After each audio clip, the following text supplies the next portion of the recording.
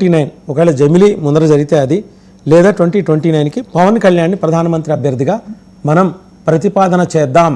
మనకి దక్షిణాదిలో బలం చేకూరాలి. సో ఆ బలం తీసుకురాగల వ్యక్తి శక్తి పవన్ కళ్యాణ్. మహారాష్ట్రలో తాను పర్యటించిన నియోజకవర్గాల్లో బీజేపీకి లాభం చేకూర్చి తన జాతీయవాదాన్ని ఆయన ఎస్టాబ్లిష్ చేసుకున్నాడు. మనం ఆయన్ని ప్రమోట్ చేయాలి అనే ఆలోచనతో BJP RSS head quarters Nagpur ఉన్నట్టు సమాచారం. పవన్ కళ్యాణ్ సనాతన ధర్మానికి ప్రతినిధిగా కనిపించడానికి ప్రయత్నం చేశాడు. ఆ సనాతన ధర్మాన్ని కాపాడే వ్యక్తిగా, రాజకీయ నాయకుడిగా ప్రయత్నం చేశాడు. ఆ ప్రయత్నం బీజేపీ ఆర్ఎస్ఎస్ వాళ్ళకి సహజంగానే బాగా నచ్చుతుంది. అది అవసరం కూడా. పైగా బీజేపీకి ఆర్ఎస్ఎస్ వీళ్ళకి సౌత్ లో ఒక ఫేస్ లేదు. నార్త్ వాళ్ళే, నార్త్ లీడర్షిప్ దాన్ని నాయకత్వం వహిస్తోంది.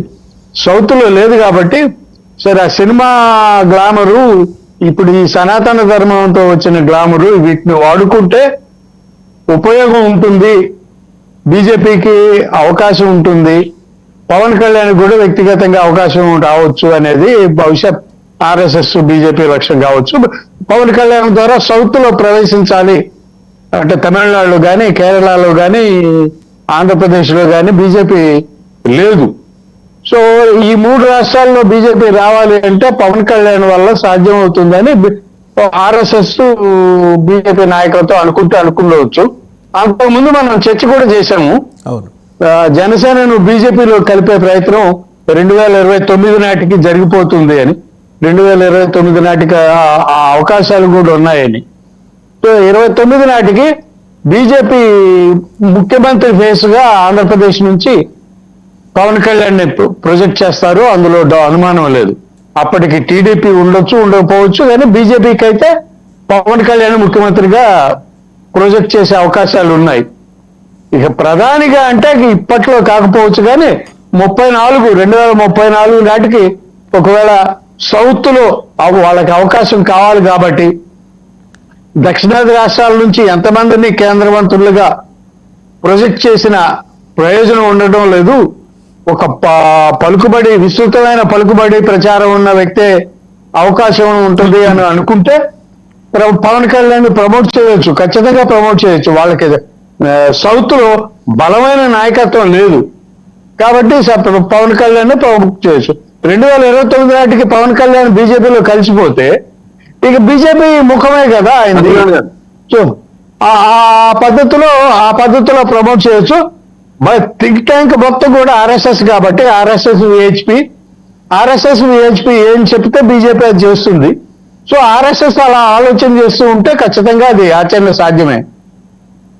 శ్రీకాంత్ గారు, నేను మీకు ముందే చెప్పా, గత 1 నెల కిందట డిబేట్ లోనే ఉగాది సార్ లాస్ట్ జమిలీ వస్తాయి, అంత లోపల పవన్ కళ్యాణ్ గారు ముఖ్యమంత్రి అవుతున్నారు అని మీకు చాలా సార్లు చెప్పా. ఇంకొక 6 నెలలే టైం మీకు, మరి ప్రధానమంత్రి అనేది సెకండరీ. పవన్ కళ్యాణ్ గారు, శ్రీకాంత్ గారు మిమ్మల్ని చూస్తుంటే ముచ్చటేస్తుందండి. మబ్బుల్లో వివరించడం ఎలా, జ్వాలాపురం శ్రీకాంత్ రచన అని ఒక పుస్తకం రాయండి. 6 నెలల్లో ఈ ప్రభుత్వం ఎందుకు కూలిపోతుందండి? ఏం మాట్లాడతారు సార్ మీరు? సార్ మీకు చెప్పా, ఉగాది తర్వాత మీకు చాలా సార్లు మీకు ఇంకో డిబేట్ లో చెప్పా, ఇప్పుడు కూడా క్లియర్ గా చెప్తా. ఉగాది తర్వాత బీజేపీ పవన్ కళ్యాణ్ గారు ఒకటైపోతారు, తెలుగుదేశాన్ని పక్కకు నూకేస్తారు. పవన్ కళ్యాణ్ గారిని సీఎం క్యాండిడేట్ ప్రపోజ్ చేసి జమిలీ ఎలక్షన్స్ వస్తాయి. ఆ జమిలీ లోపు జగన్మోహన్ రెడ్డి గారి మీద ఇంకొక 14 ఇట్లా అభియోగాలు మోపుకుంటూ వస్తారు. ఏది కూడా నిర్ధారణ కాదు. మళ్ళీ మిగతా పేపర్లు కూడా ఇదిగో పులి అంటే అదిగో తోక అని ఎల్లో మీడియా గానీ మిగతా ఛానల్ అంతా కూడా జగన్మోహన్ రెడ్డి గారి మీద ఇంకా అరెస్ట్ చేసినట్లు, ఇంకా అభియోగాలంతా రేపో పొద్దున్నే చేస్తున్నట్లు, గవర్నర్ గారిని కలిసినట్టు, ఇవంతా కూడా చాలా ఇదే. నేను మళ్ళీ చెప్తున్నా, చీఫ్ సెక్రటరీ అపాయింట్మెంట్ అడిగారు, ఇవాళ రేపో కలుస్తున్నారు గవర్నర్ గారిని. 17A కింద జగన్మోహన్ రెడ్డిని అరెస్ట్ చేయడానికి మాకు మీ పర్మిషన్ అదానీ మీద సిబిఐ ఎంక్వైరీ అనగమనండి ఎన్డీఏ కూటమిని. అది అడగాలి. అది అడిగితే ఆటోమేటిక్ అందరూ బయటకు వస్తారు. ఇప్పుడు ప్రధానమంత్రి గారు ఎన్నిసార్లు కలిసింటారో అదానీ గారిని అంటే ఆయనకు ముడుపులు చెల్లినట్టేనా? ఆయనకు పోయింటాయా? ఇప్పుడు మేడం గారు చెప్పారు 3 సార్లు 4 సార్లు సీఎం గారిని కలిశారు అని. అదాని గారు ఎన్నిసార్లు కలిసింటారమ్మా తెలియదా? అయితే ఆయన కలుస్తూనే ముడుపులు చెల్లిస్తాయా? ఇవన్నీ అభియోగాలు మాట్లాడేటప్పుడు నిర్ధారణ చేసుకొని అభియోగాలను మాత్రమే చూడాలి. రైట్, కీర్తన్ గారు